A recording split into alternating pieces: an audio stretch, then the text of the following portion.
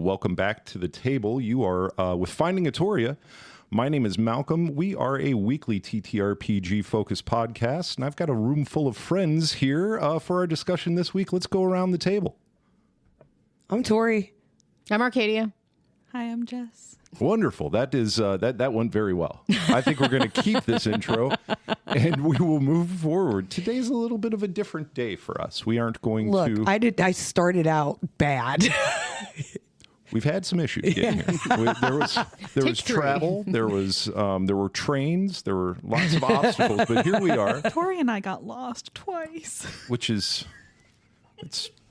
Yeah. Driving somewhere where we drive all the time. Yep. But it was construction, I promise. We're rebounding from that. We're gonna bounce back strong. And today on Finding Atoria, we're gonna do a little something different. We're actually gonna go find some Atoria. Yes. Woot. Did you see what I did there? Yeah, we saw it. We saw it.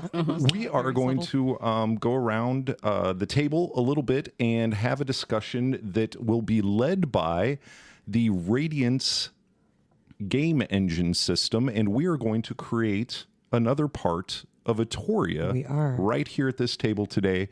And we are going to use the product from Oddfish Games that I just mentioned called Radiance. And Radiance is a fantastic GM tool that we have mentioned on this podcast before.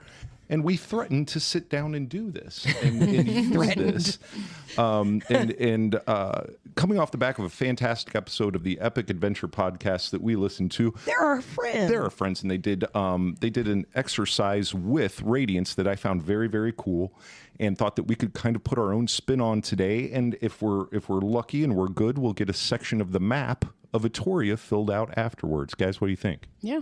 Yes. Sounds like an excellent help you guys see how you can world build for yourself in your own games. And that's the thing, not to give it an extended plug, but it really is an amazing it's a good tool. GM engine that allows you to solo role play any game in existence. So if you don't have a table or a group of friends, it's a tool that you can use to do that. It's a tool that you can use to move the story at your table. And in this iteration of using it, we are going to draw from the cards randomly, which this is my biggest problem with this. I've had the cards.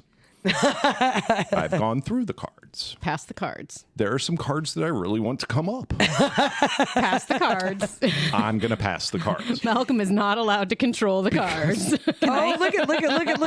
The randomness, split those up amongst yourselves. Have fun. The randomness of it. Thank you. Is the assist, is the when you're reaching for something for your story or your world or your game and you don't have it, these cards can start the conversation to integrate different things into your world or game.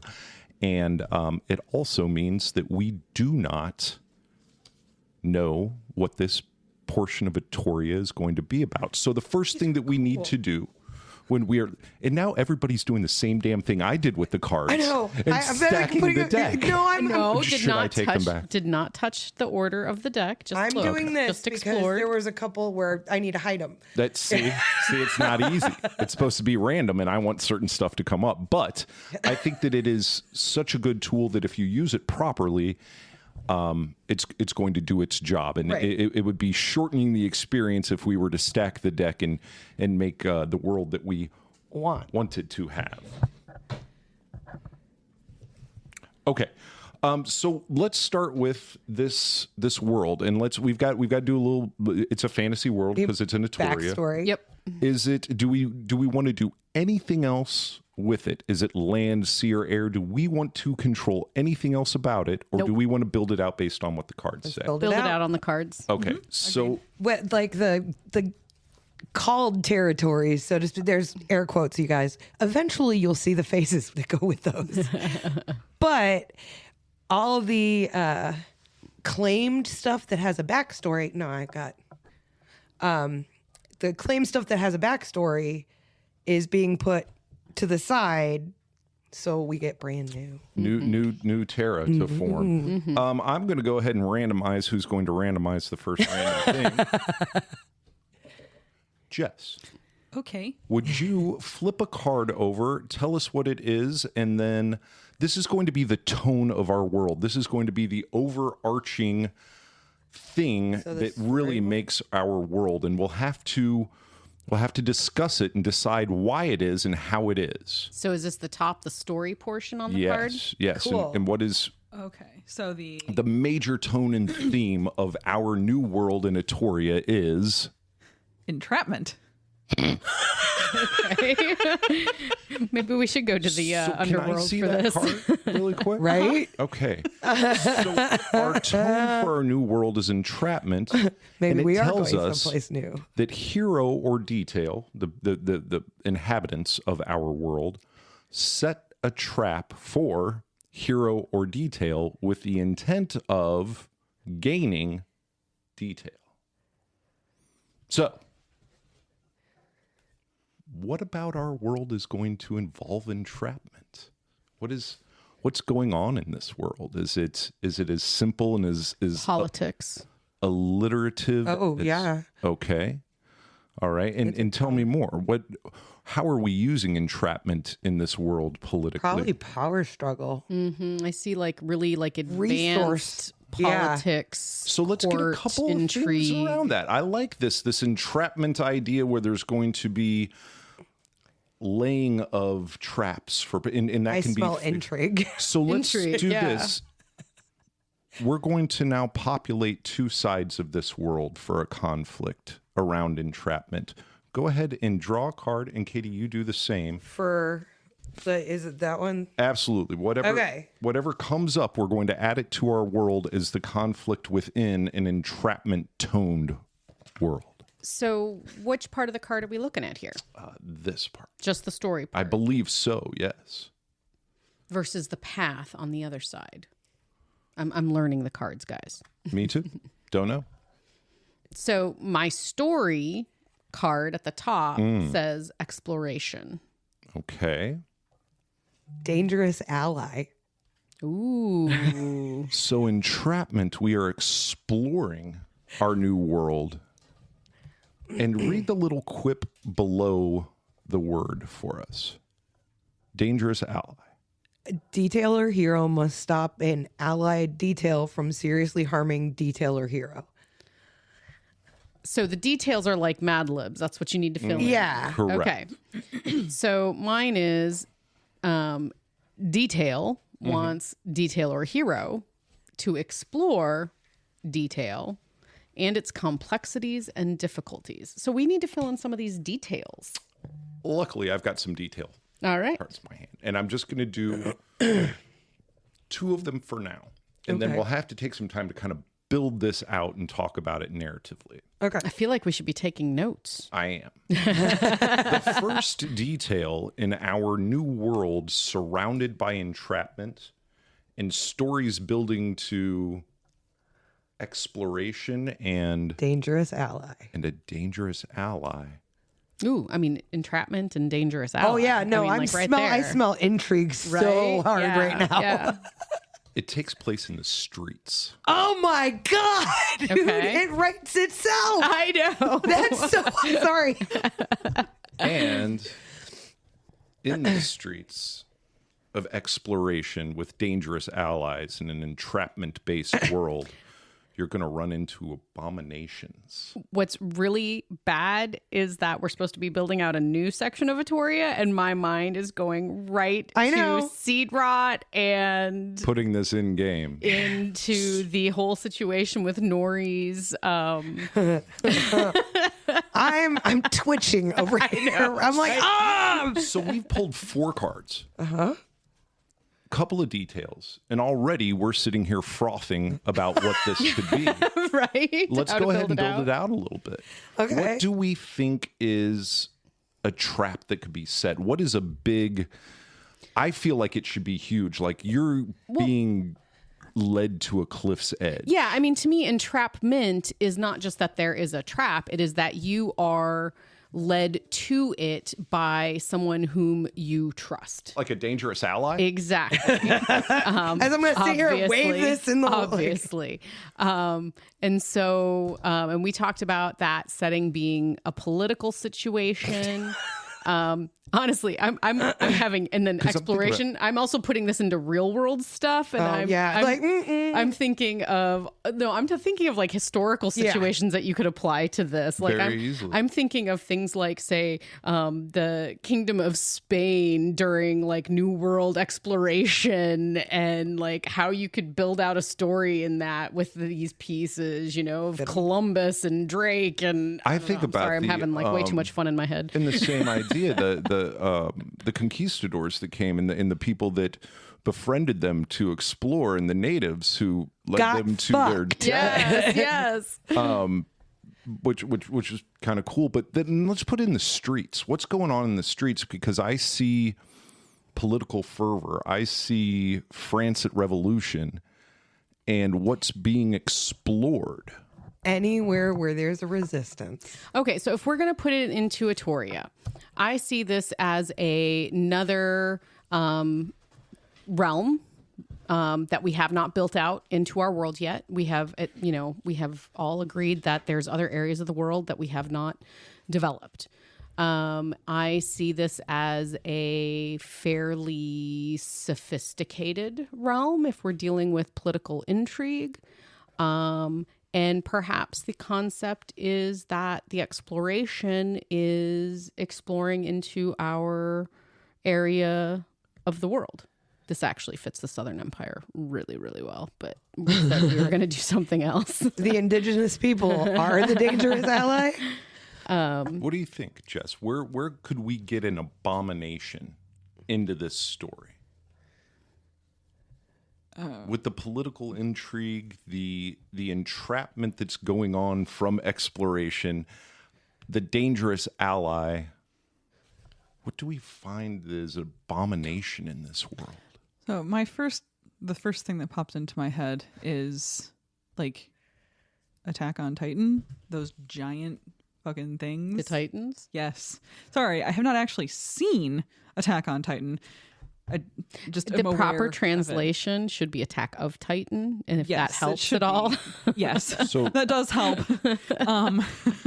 So I've just seen pictures of, or some video clips on YouTube of like these giant fucking things, like just some sort of giant creature that the people who are not giant fucking creatures consider to be abominations of some kind, that they can use that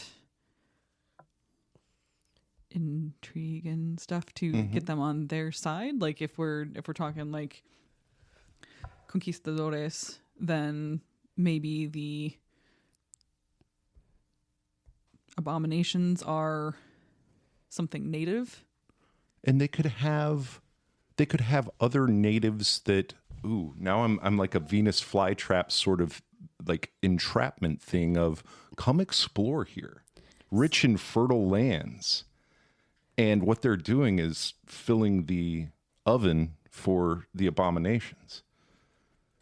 Oh, see, we're not going to eat you as long as you can get people to keep coming over here. Okay. I'm struggling because I got to admit, like, I am putting this all into our existing story. I was going to say, I am thinking dragons and the seed rot scepter and like all of this. And so I'm building out in the story we already have. And so I'm struggling to like put a wall between that and do something new. I like this idea of... So we've got exploration and maybe some new unknown species that, an abomination is considered abomination. Unknown to the explorers, but known to the people who live there already. Right. Like if they've gone somewhere new. And yeah. Group of clerics go over, encounter something. They call it an abomination. It's not really... Right. It's just not, they've never seen it. They've never seen it. Right. So And they made it back, brought that back to wherever they were, and they're like, oh, watch out for this. So now we're facing like a crusade situation. I was getting ready to say, like, do we go over and explore to hunt these things and take them down? And where's the trap at? So I'm going to take us back, I think, and build some details here that I think would help us. If we're using these as prompts to do some world building, we keep talking about the exploration and things like that. If this is a very sophisticated society, and then we know in Atoria, we already have at least 2 other very sophisticated societies, multiple actually, more than 2. I was going to say, more than 2. But they have not intermixed at this point. And so that's the exploration part. And so do we have geographically, is this other society on another continent? Are we separated by an ocean? Are we why has there not been exploration up to this point? What has been the challenge of exploration up to this point? I don't know. Big ass earthquake.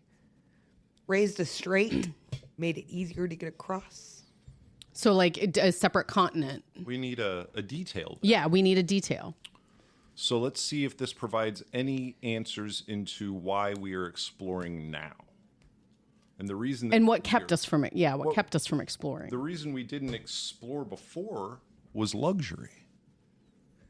Oh, so we had everything we needed, but now we don't anymore. So that pushes us to seek out new places for the resources. Okay, I like this. It could be that. It could be to maintain our level of luxury. It could be to... Or maybe there's something new that we have. Or there's something that somebody is saying is over there that is so luxurious that you must go explore. Right. It. What if it's a situation of... I'll come back to the dragons. We've really, really developed a lot of lore in Atoria behind the dragons. What if they are unique to our area of the world? And dragon armor, dragon artifacts, all of that, which we also have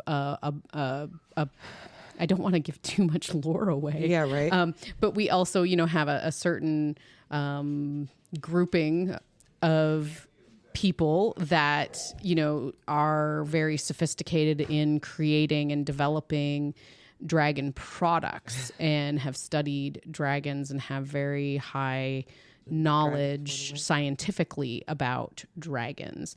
I'm sort of thinking this could be maybe something, someone came from where we are and took a dragon artifact that showed, we have them. Yeah. And there's so much when you talk luxury, there's so much wealth there. There's so much power there. If it was something you didn't have access to, that would be a really heavy incentive to get access to it. Don't you think?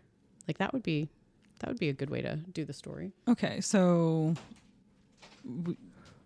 are we talking the new continent has something that the people back home don't have? No, the new continent has discovered that we have something they don't have. We have the dragons. They don't have them. Right. So they're going to want to explore our place. Yeah. Because they're going to want those resources for themselves. Right. Versus...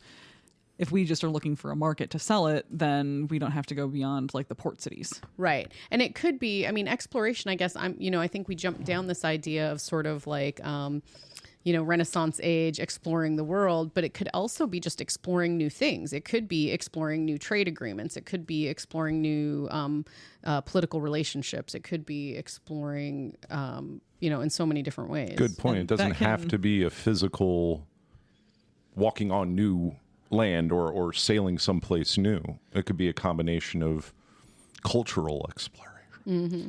And I guess my next thought is since we do have entrapment involved with this, it's the big tone of our world. Yeah. 50s, So they're 60s, 70s, Japan. You're trying to get US, people there. basically forced them to open up to trade, but those treaties that they signed were not equal. Right. Yeah. I'm sort of that's thinking kind of an entrapment thing. They were forced to sign it because what else were they going to do? Right. Like I'm sort of had guns pointed at Tokyo Bay. Yeah. I'm sort of thinking something like, okay, so if we go with this premise, so we've got another political entity. We were saying maybe they don't have dragons in their part of the world. And now they have discovered, like, somebody brought over something. It's been discovered, the power, the capability of dragon goods, of dragons, of all this. So they want access to that.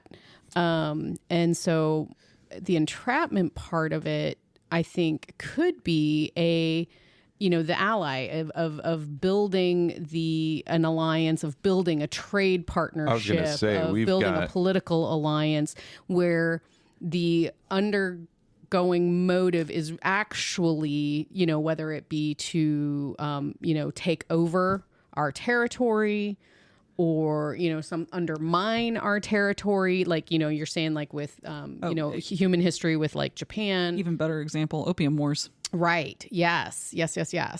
Or the Native American yes. Yeah. treaties with right. the United States government. So I like this. Let me bounce a couple of things off. What are our abominations? The dragons? It could be from the other side. From the other side. An abomination, something that is not natural to their culture. What about the streets? How is this playing out in the streets? And maybe that's where the voice is coming from, is that the leaders of this other group are temperate and they don't want to explore and they don't want to, but the people on the streets have heard these stories of these abominations across the sea. What if it's black market trade? Yeah, that does tend to take place in streets, doesn't That'd be, yeah. That's how the dragon goods have come into this new smuggling. So now you can go out on the streets of our new world area and you can find dragon magic and dragon relics and dragon and plenty of things that say they're dragon relics but then are really not because they're fake. And maybe you have a historical aspect. You could tie in religion or war or something like that as to where maybe it's a cultural thing that was put in place by, powers, political powers, whatever, to eradicate dragons. And so like maybe there's this culture of like dragons as like either a fairy tale or something, and that they are abomination. And maybe they used to exist in that place, but they got eradicated or they fled to and so what's been passed down culturally is that they are abomination, that nothing with dragons should be interacted with, should be touched, should be handled, should be whatever, and that this is a power play type of thing. Okay. Bird's face. Yes. I need to talk. Okay. Before they figured out bonding. Yes. Before they I know. God damn it. I know. I hear what you're saying. I hear exactly what you're saying. Yes. What is the luxurious element to this? Are they living in luxury right now? And is it that the dragons brought them to an age before of poverty and ruin? And I think we were keeping it simpler originally, but we could look at it from different views. It was luxury of the money being made on the streets from the black market, or like people coming up and like dragon items are a luxury item. And you can get them on the black market now. So it's a status symbol for the wealthy to go and have a guy that can bring in. I've got a whole campaign built out in my head already from this. Ladies and gentlemen, the Radiance Gaming is just kicking our ass over here, dude. Like nobody's leaving the room until we have an entire 7-book build out. Like I want to grab another detail card. This story is all in my head already. I want to grab another detail card, but I think that we've got so much going right now. Let's do... Okay, go ahead. Yes. Let's do another twist. What's happening in the world that is of consequence right now? a high-risk venture. A high-risk venture with a dangerous ally that is exploring entrapment. You guys rigged this. You didn't just pull another card because we haven't even talked about hers. Vengeance. What the hell, man? Vengeance. Hold on. We split the deck Hold up on. so this could not happen. Jesus fucking. Hold on. Ew. I don't want this one. Shit. Well, we can already make it pulled work. like We- 3. Oh, diploma. I mean, It all seriously, fits in. Yeah, all it like fits it in. goes. Yeah, I'm seeing envoys. So Tori pulled I'm on the other diplomacy. side of the diplomacy shit though. Yeah. like I'll build the bottom half. So let's kind of bring it together then. Let's look at this world as interacting with our established world in a proactive way. They're coming to us. They're doing the exploration. Yeah. And You gotta come correct. they're trying to... Their entire world's about entrapment. It's about getting people to do things. It's about A cultural knowing idea. the end point before you start. So they're coming with a plan. Sort of like an old school, and if people haven't read the older world books, but like a Sith culture. Like before, like in Star Wars, before Sith was like a person, when it was a full cultural thing. Yeah, back when it was like the Sith Empire. Before Right. the power or You the know, rule of two. before when they Darth were Bane. Just, When they Yeah. were a species and a culture, the ancients. the idea being is like the only thing that was respected in that culture was power, and that was what was revered. I mean, like what we would consider evil or unethical was just higher level power. a higher level of power. There, it wasn't unethical. It was what you should expect. Yeah, and basically there were rules. Like if you were at the Sith Academy, you were not supposed to kill each other, but it was basically if you did it and didn't get caught, Right. that was If you did it encouraged. right. If Yeah. you did it right. The problem was getting caught breaking the rules, not the breaking of the rules. No one gives a right. shit if you broke the rules. They encourage you to break the rules. because it's They all just about power. think you're weak if you get caught at it. Exactly. Or stupid or So I whatever. sort of like that, the whole society is built on this, political, social entrapment, power. power grabs. I was Yeah. just gonna say that- something about the diplomacy card that Tori pulled. It's like diplomacy doesn't have to be super peaceful. We can always go the aggressive negotiations route that Right, Star Wars yeah. seems to love. What? No, nothing. I thought that you were getting ready to say something. Nope. I like Not this yet. idea of that society being multiple tiers of castes where you are Yes. constantly jockeying to just get a little bit better than the next, get to just improve my situation. Grab power. Grab power just a little bit, and I will go into contracts with you. I will go Hold in on.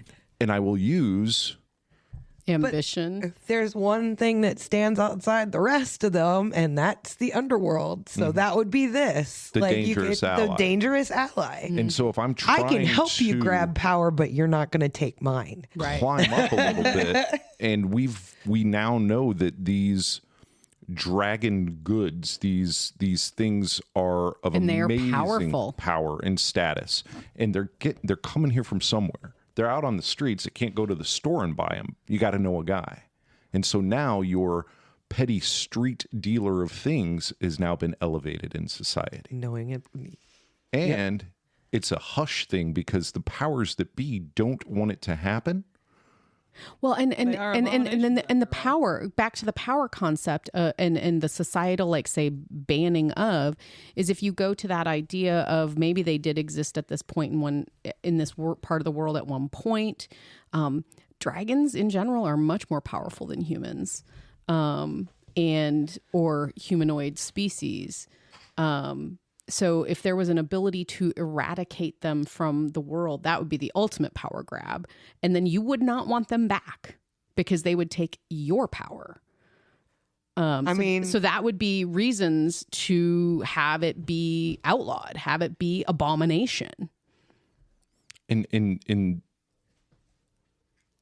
then you have a government structure, a power structure that does not want this returning, but the streets want it. Right, because it's power. It's kind of an equalizer. a Yeah. little bit. The So people at the are bottom you have something so that puts them above the people at motivated the top. by this, if you are the power of this land, that you would explore its origins to eradicate it so it does not upset? Are you going to Atoria to get dragons?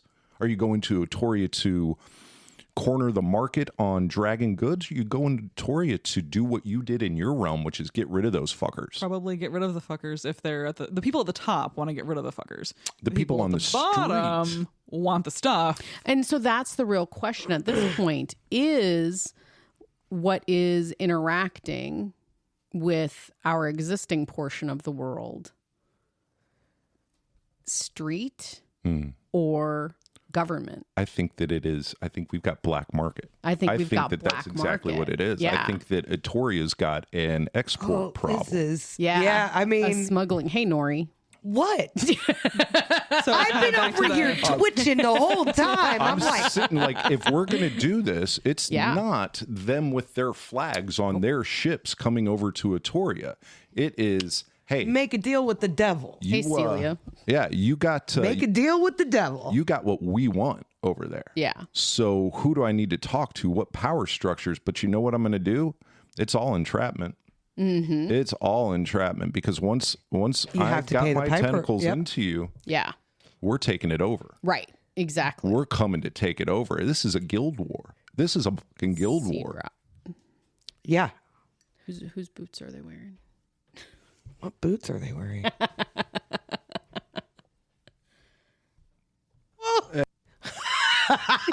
Try that again. I'm going to learn how to work the board. And when I learn how to work the board, this is going to be a great podcast. Am I gonna need to be proud of you for pressing the buttons again? Probably not today. Considering we had, 3 false intros? I just like to hear the pretty music. All I right. do like the pretty music. This is a good spot to take a break. Probably, yeah. We have to write all of this down. Right. I know. I'm like, But campaigns. really quick, we could have sat here and done the same exercise where we just kind of whiteboarded some stuff, mental tennis, played, The amount of shit you can throw at a wall and see what sticks. Yeah. but because Which of we have. Let's throw that out there. That's We've our done that a usual ton. process. Yeah. engaging with the Radiance game engine, story engine, It moved it along more quickly. more Building quick- blocks.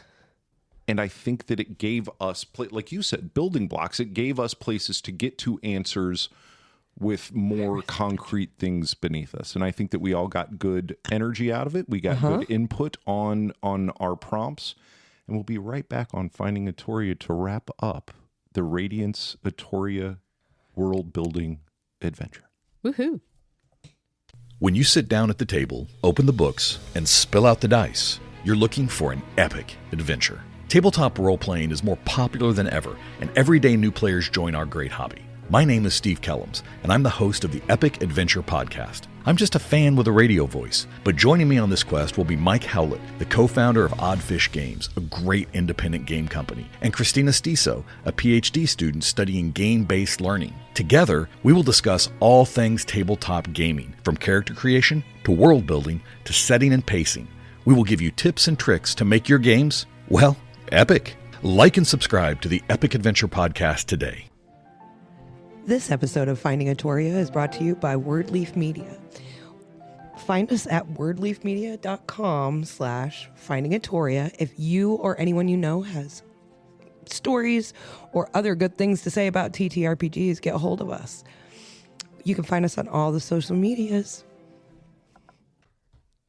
Welcome back from the break on Finding Atoria. This is Malcolm. We are continuing our surprisingly successful world building. We should have been doing this shit with Radiance a while ago. Right?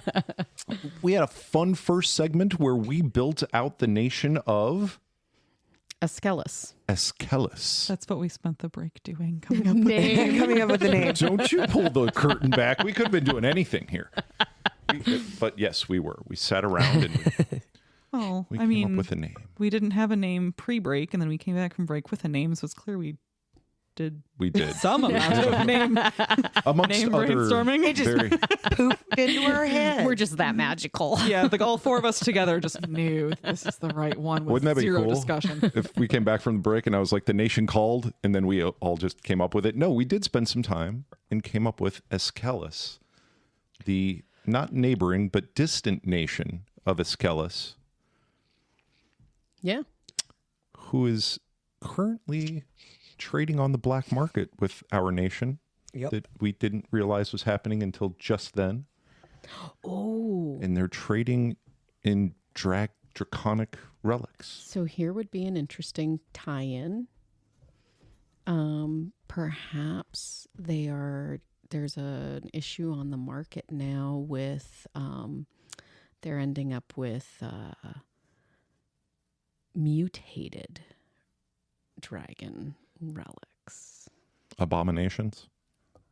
because of Seed Rot.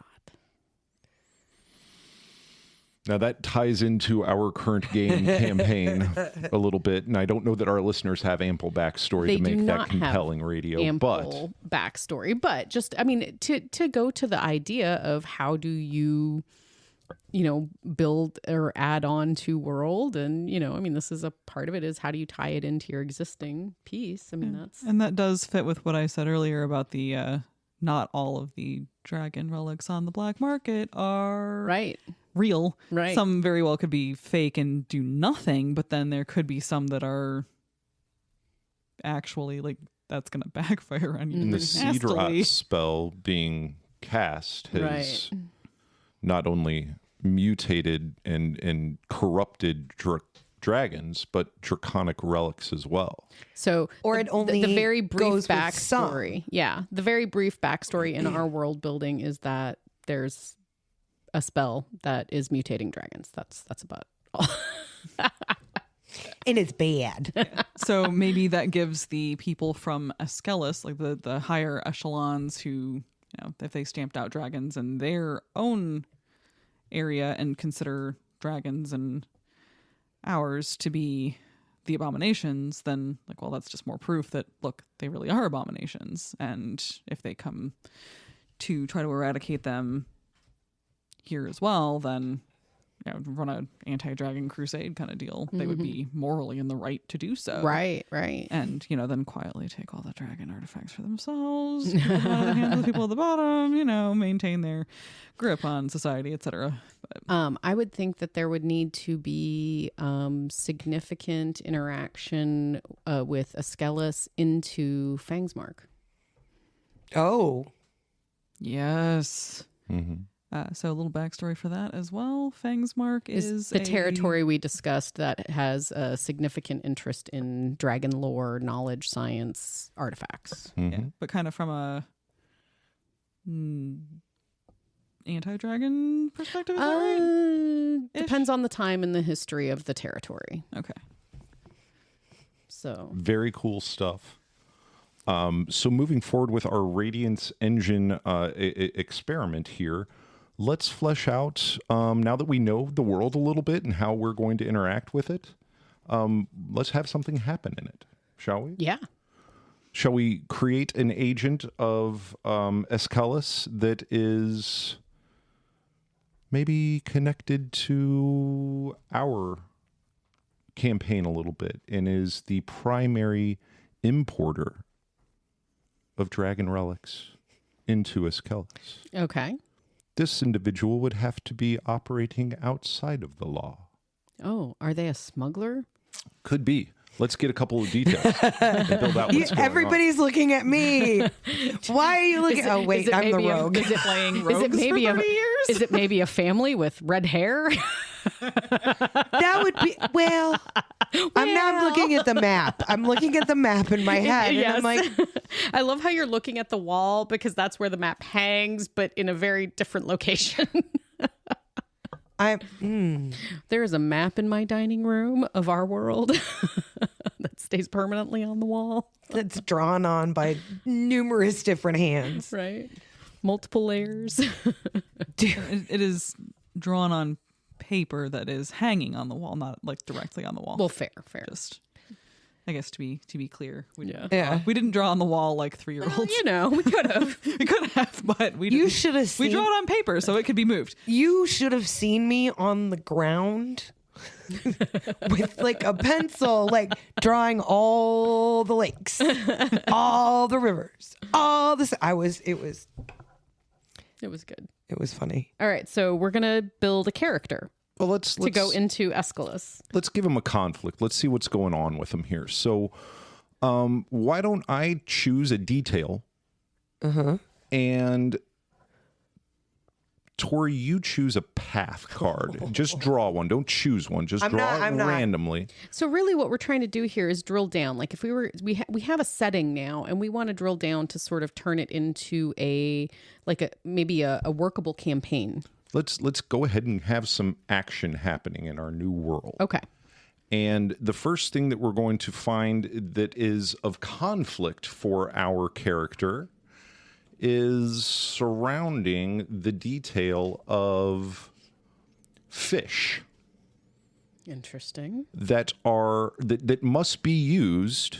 I've already got this, by the way. Must be used in a path that is, what path must we use fish in? Exhaustion. Exhaustion. The resources being exhausted. So maybe Or that's they're swimming with the fish and they're exhausted because they're treading water and it's, well, once they stop, the fish are eating them. In a moderate difficulty. So what if it had something to do with this trade? He is I'm picturing a Hobbit movie. I'm picturing things being smuggled in fish. I am thinking, Or the fish trade is a. I was thinking about how we had some stuff going on in the world in which the life force of the world was getting drawn in the wrong direction, and it was impacting the flora and fauna. And I'm thinking about, the storyline for Gibbs. The druid, for any listeners who don't know. That, I don't know. I do like the Hobbit idea because it's all right, so maybe the fish trade is, if they've got port cities, then fishing would be thriving. That would be a pretty thriving industry, right? Be a good place So to that smuggle. could be the fish are on the top of the barrels and crates, but underneath is dragon stuff, and you've got a reason to be out on the water. No one's seeing you. You can have boats from the other continent come up, swap over your stuff, you hand over the money, and then you bring it in under cover What of about fish. the exhaustion part? It could be a hell of a trip across wherever they're going to see us. Yeah. And it it is may be a across at least an situation ocean. where like domestic fishing resources are exhausted. Yeah. And now they're for the first time putting out to sea, and that has opened the ability for agents from our area to meet them in the open ocean, do an exchange of goods, and then Because they have to be fishing out further. and he gets to come Ooh, I back like with the that. fish and the Local relics. resources are being exhausted. You have to go further afield. Now you have an excuse or an opportunity to Right. interact. Yeah, because the government can't exactly tell you stay closer to shore if the fish We've near gotta- shore we've are gotta go- exhausted. It's like, well, Right. it's either that So or no that's food. kind of the exploration angle too, is Yeah. that we just we need food, we need more fish, and so we are working out further. I like this. Okay. that actually. I will say this was sort of fun. This time, I mean, all of this has been really fun, but the fish one is the first part where one came up and I was like, okay, how do we work that in? And yet just talking through options and opportunities, we come up with a really cool, detail within the story. I like it. And Go Radiance. the path card that is on the top of my deck is called Just Business. And it's Right? And so it fits. This path begins with moderate difficulty, roleplay and action that tests our hero's ability to interact with somebody practiced in the art of getting something for less. Oh. So you're back at the dock. Whoever's there checking your fish in obviously knows that you have other things. That bribe now just went up a little bit. Just business. It's just business. Just, yeah. It's just business. And so is our smuggler going to put him on the payroll? Is our smuggler going to Smuggler's gonna This, give him a this threat? to and me, say- this is where you start to sit down and you are starting to role play. Correct. This is where you're starting to you're going to be rolling dice. Go ahead. Does he? Well, just business. Yeah. Sure you want to do that? We've got the dangerous ally involved Sure you at wanna all. do that? Yeah. And So my next one is Streetwise.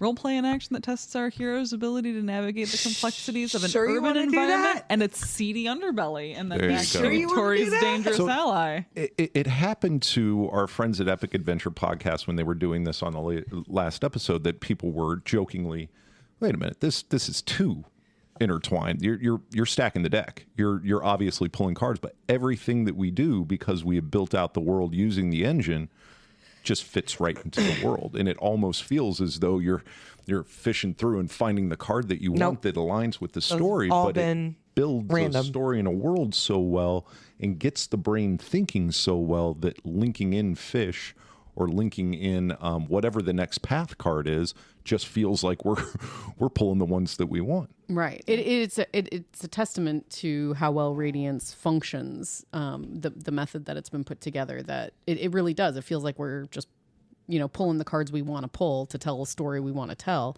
And we're really not. We're coming up with the story based on the prompts. It's Yeah, cool. and realistically, fish is not one that we would have chosen on Right? our own. Not at all. That one did stump us for a second before we figured it out. But that's the whole point, is to incorporate. How do we things make this that- work? Yeah. Like, it makes you think about how to make it work. And Yeah. it wasn't that hard once we sat down and thought about it. It's like, oh, okay. No, we can work with that. Like, we've got an ocean and smuggling, so fish makes sense. Right. Yeah. As Malcolm was saying, the Hobbit and the Escaroth and the Long Lake and the fish barrels and Right, all of yeah, that. It's like, yeah. I mean, Yep. Very much makes so. sense. And it's something that I hope that we get the opportunity to talk with Mike Howlett about, who is the designer of the Radiance Adventure Engine.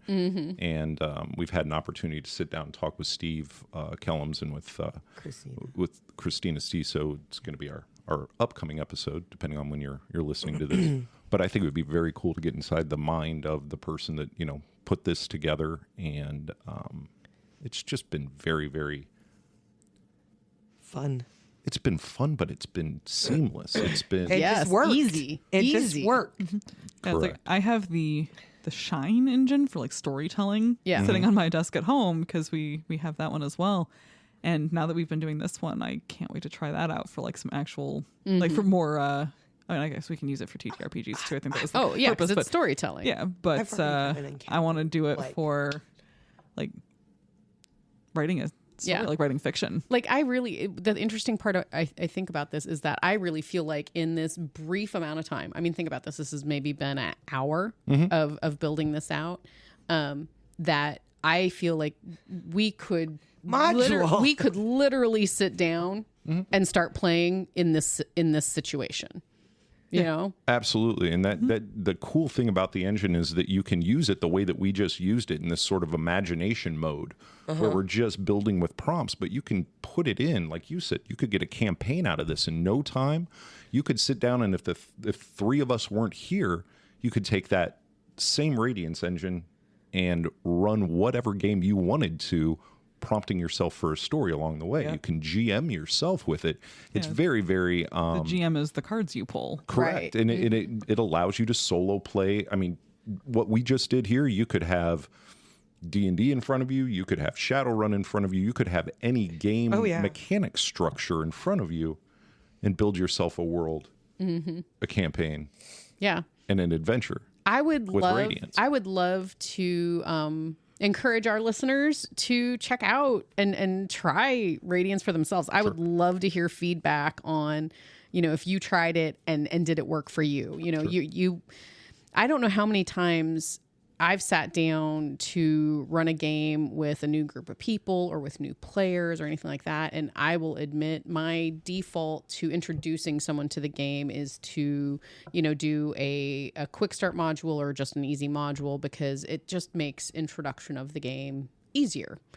I could totally do it with this, and I think you would end up with something that is a little bit more unique, a little bit more interesting, and would be more collaborative narrative storytelling than Without it. than use of a module. Yeah, it's like, not that the Minds of Phandelver that you had me do first when you were teaching me how to play in the first place was boring or anything. No. But this would have been really cool as a interesting way to make it completely different. Yeah, yeah. So if you go out to oddfishgames.com, they've got a couple videos there that will show you the solo play with Radiance and then using it as a collaborative story engine as well.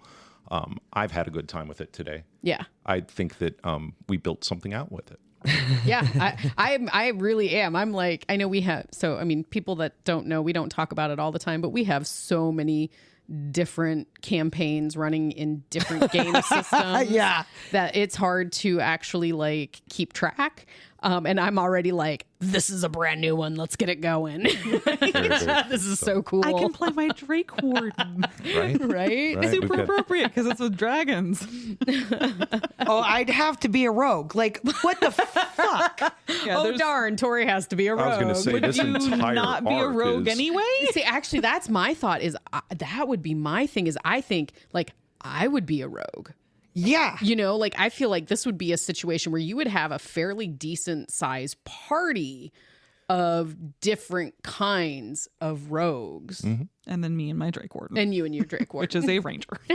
But you would need folks to help get dragon shit. Yeah. True, which I don't know if I'd be smuggling dragon stuff. It's like, I Now, have my if dragon you're pet. fed through the right place, see, this could. Yeah, it could be Shit really balls. interesting. I've been wanting to play Tori's that ready Drake to Warden go. forever, so I don't really care how it's involved. I just want to play my Drake Warden. The other side is, as I've said, I've got that paladin sitting ready to play. I mean, we could go the entire opposite direction and like we're the people coming in and who are like aghast at what they're doing here. Tori's giving don't me do ugly that. looks. Don't do that. Did Don't you bring please. a pally to my rogue party? Yeah, be like, are you? Somebody's killing you in your sleep, dude. There's no way. It's definitely going behind the paywall. We got a couple new buttons. It is. Oh, you know, when we talked about the Sith, you missed a button. Whoop these shit back to Star Wars. Well, now's sure the did. time for it. Oh, is it now? Yes. Yeah, whoopty shit back to Star Wars. Thank you. You've rectified the Grievous error from before. Thank you. Yes, I'm I all did about- My choose the goodness. word Grievous on purpose. I knew I was gonna. Yeah. I know what I'm doing with Star Wars. All right, guys. All right, we're getting a little punchy here. We are. I think that we can safely wrap up a fun episode and recommend the Radiance Adventure Engine to just about anybody Yes. that does what we do to have fun. We will hopefully get some opportunity to speak with Mike on it, and we will see and speak to you folks next week. Talk to you later. Bye. This episode of Finding Atoria is brought to you by Wordleaf Media. Are you interested in sharing stories of your favorite TTRPG experiences? If so, reach out at www.wordleafmedia.com/contact us on our socials, or you can now leave a comment on your favorite Finding Atoria episode at our Wordleaf Media YouTube channel.